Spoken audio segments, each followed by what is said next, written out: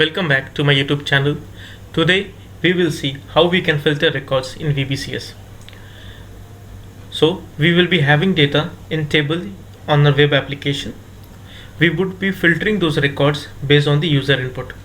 Also, the field on which we would applying this filter condition will be changed dynamically. I will show you in detail how we can do that once we start with the hands-on. So to start with, first we'll create the business object.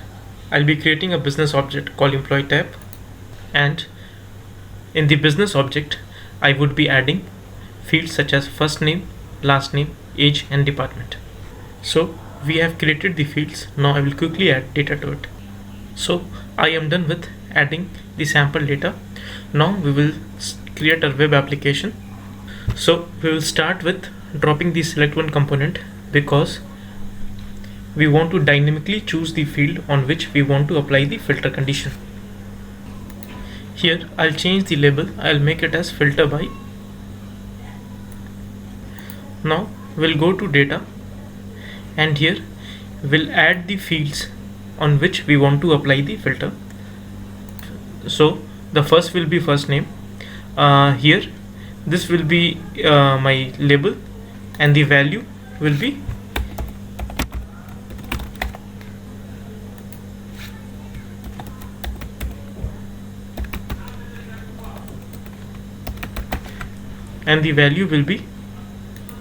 first name,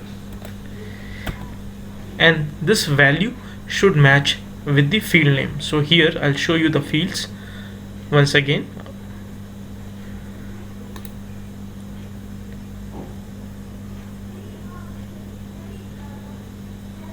So here in label we can give the first name as we want, but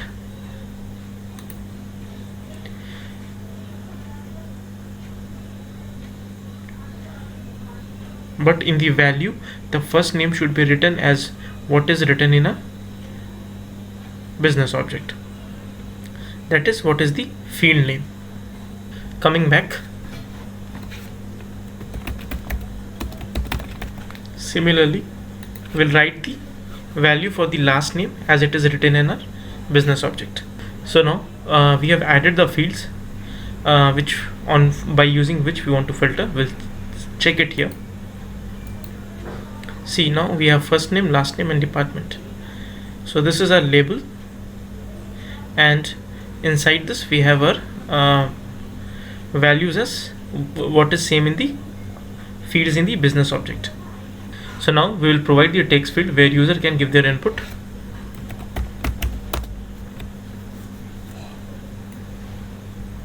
Now we will be dropping the table component. Now we'll specify the source for our table component. We'll choose the business object, then click on next. Now we'll be choosing the fields which we want in a table. So I'll be go with ID, first name, last name, age and the department name. So now click on next, and now finish. So now our table is populated with the values.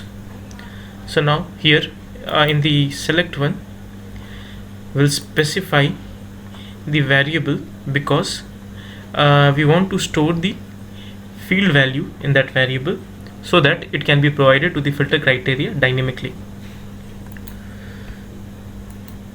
So we'll create a page variable.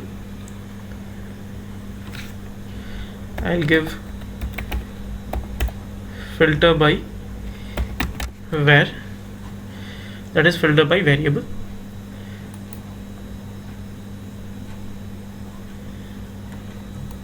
Now similarly we'll define a variable for our input text so that this variable will be mapped to the value on the filter criteria. Again create a page variable. I'll give the variable name as value where. You can give whatever you want.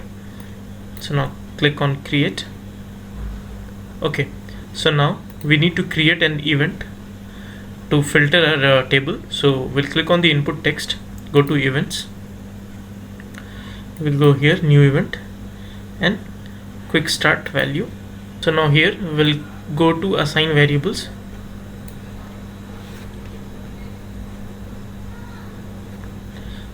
Go to assign, expand our source for the table, go click on the filter criteria. Here click to add condition. So in the operator, just click on equals. In the value, we have created the page variable for the value. We'll be giving that here.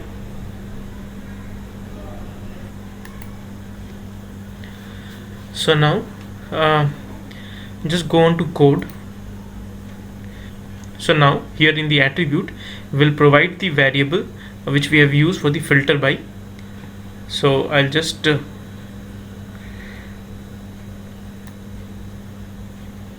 copy this,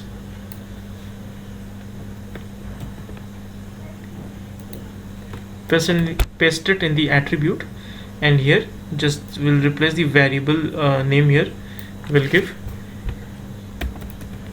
filter by where, which is same as this. So see, now it is mapped here. Now just click on save. We are done now. Just run the application. So on page load, all the data will be loaded. So now here, now when I go to filter by to be remain as filter name, and I'll give some width and just tab out. So see, now here I'll change the filter by, I'll give it as department, and here I'll give sales and tab out. Hope you would have find this tutorial to be helpful. If you like it and if you enjoyed my content, please share it with your friends on WhatsApp, email, wherever you want, and please subscribe my channel. Thank you.